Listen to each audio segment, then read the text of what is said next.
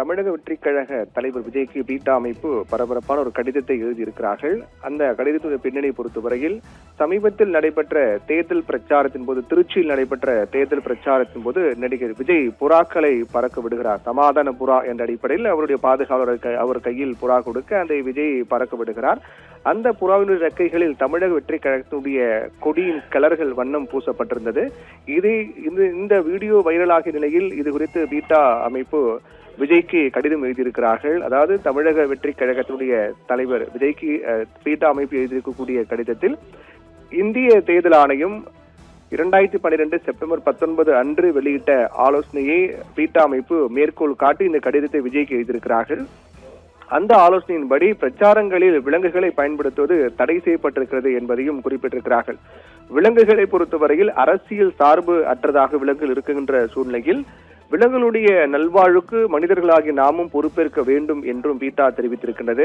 அதே போன்று இதுபோன்ற விலங்குகள் மற்றும் பறவைகளுக்கு தங்களுக்கு ஏற்ற வகையிலான வண்ணம் தீட்டுவது, அதை கையாள்வது மற்றும் இரைச்சல் மிகுந்த சூழல்களில் விடுவது போன்றவை அவற்றை அச்சமடைய செய்யலாம் என்றும், காயப்படுத்தலாம், நோய்வாய்ப்பட செய்யலாம் அல்லது இன்னும் மோசமான நிலை கூட தள்ளலாம் என்று பீட்டா அமைப்பு அந்த கடிதத்தில் குறிப்பிட்டிருக்கிறார்கள். அதிலும் மிக முக்கியமாக புறாக்களை பொறுத்தவரையில் அதிக உணர்திறன் கொண்டவை என்றும், வண்ணப்பூச்சி புறானுடைய ரெக்கைகளில் இது போன்று கலர் பூசுவது என்பது அதை அடைத்து வைத்தல் மற்றும் கூட்டங்களுக்கு மத்தியில் திடீரென்று விடுவித்தல் போன்றவை கடுமையான மன அழுத்தம், குழப்பம் மற்றும் நச்சுத்தன்மையால் பாதிப்பு ஏற்படுத்தக்கூடும் என்றும் பீட்டா இந்தியா தெரிவித்திருக்கின்றது. அதே போன்று விலங்குகள் தேவையற்ற வலிக்கோ அல்லது துன்பத்திற்கோ உள்ளாக்கப்படக்கூடாது என்று வலியுறுத்தக்கூடிய வகையில் 1960ஆம் ஆண்டினுடைய விலங்குகள் மீதான கொடுமையை தடுக்கும் சட்டத்தை சுட்டிக்காட்டியிருக்கக்கூடிய பீட்டா அமைப்பு அந்த சட்ட விதிகளின்படி தற்போது விஜய் செய்திருக்கக்கூடிய செயல் என்பது அந்த விதிமுறைகளை மீறிய செயலாக இருக்கின்றது என்றும் பீட்டா அமைப்பு அதை சுட்டிக்காட்டியிருக்கிறார்கள்.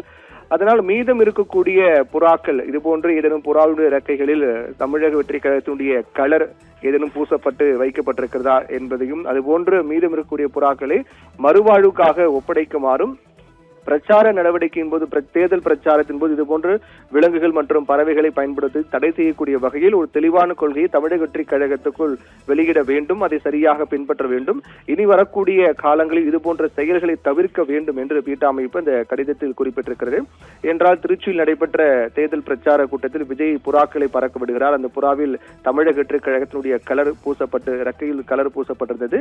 இது முழுக்க முழுக்க கண்டனத்துக்குரிய செயல் என்றும், இனி வரக்கூடிய நாட்களில் இதுபோன்று தேர்தல் பிரச்சாரங்களில் புறாக்களையோ அல்லது மற்ற பறவைகளையோ விலங்குகளையோ பயன்படுத்தி தவிர்க்க வேண்டும் என்றும் இந்த கடிதத்தில் தெரிவிக்கப்பட்டிருக்கின்றது.